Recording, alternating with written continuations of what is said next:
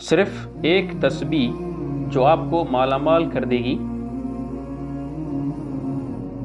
ہم ایک بڑا ہی مجرب اور طاقتور عمل آپ کی خدمت میں لے کر حاضر ہوئے ہیں۔ یہ وظیفہ بالخصوص میرے ان بھائیوں کے لیے ہے جو اپنے کاروبار کی وجہ سے پریشان ہیں، اور وہ جو پریشان ہیں گھر میں پیسہ تو آتا ہے لیکن جیسے پیسہ آتا ہے ویسے ہی پیسہ خرچ ہو جاتا ہے، یعنی کہ پیسے میں کوئی خیر و برکت نہیں ہوتی۔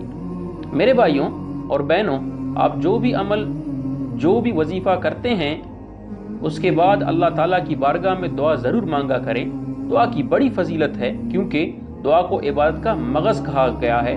ہر عبادت کی طرح دعا بھی ایک عبادت ہے جس کو ادا کرنے کے لیے کسی وقت اور جگہ کی قید نہیں، یہ ہر جگہ اور ہر وقت کی جا سکتی ہے۔ دعا ان اہم عبادات میں سے ہے جن کا اللہ تعالیٰ نے اپنے بندوں کو حکم دیا ہے، اس لیے اس کی قبولیت کا وعدہ کیا ہے اور اس سے اعراض کرنے والوں کو وحی سنائی ہے۔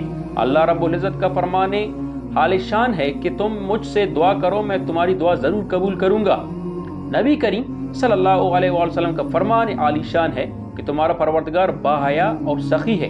جب اس کا بندہ اس کی جانب دونوں ہاتھوں کو اٹھاتا ہے تو اللہ تعالیٰ کو اس بات سے آیا آتی ہے کہ انہیں خالی لوٹا دے۔ وظیفہ کا طریقہ تو دوستوں چلتے ہیں آج کے وظیفے کی جانب۔ یہ جو وظیفہ ہے یہ اللہ رب العزت کی صفاتی نام کا ہے۔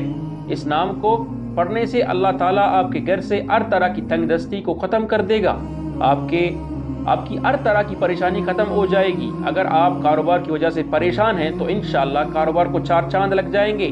آپ کا کاروبار دن دگنی رات چگنی ترقی کرنا شروع کر دے گا۔ آپ کا کاروبار بڑا ہی، تب بھی آپ اس عمل کو اپنی زندگی کا معمول بنا لیں۔ پھر دیکھتے جائیں کہ اللہ تعالیٰ کی رحمت آپ پر کیسے برستی ہے۔ اب عمل آپ نے کیسے کرنا ہے، عمل کرنے کا طریقہ کار اچھی طرح سن لیں اور سمجھ لیں۔ ایک تسبیح آپ نے اللہ رب العزت کے نام کی صبح پڑھنی ہے اور ایک تسبیح آپ نے رات کو پڑھنی ہے۔ آپ نے سب سے پہلے درود پاک کا نذرانہ پیش کرنا ہے۔ درود پاک آپ اپنی مرضی سے پڑھ سکتے ہیں، 1 مرتبہ پڑھیں، 3 مرتبہ پڑھیں، 5 مرتبہ پڑھیں، اس سے زائد پڑھیں، اس سے کم پڑھیں، یہ آپ کی اپنی مرضی ہے۔ جب آپ درود پاک پڑھ لیں تو اس کے بعد آپ نے اللہ رب العزت کا صفاتی نام یا غنی، جس کا مطلب ہے غنی کر دینے والا، آپ نے اس نام کی ایک تسبیح پڑھنی ہے، یعنی 100 مرتبہ آپ نے اللہ رب العزت کے اس صفاتی نام کو پڑھنا ہے۔ جب آپ 100 مرتبہ اللہ تعالیٰ کا یہ نام پڑھ لیں تو آخر میں آپ نے پھر نبی کریم صلی اللہ علیہ وسلم کی ذات اقدس پر درود پاک کا نذرانہ پیش کرنا ہے۔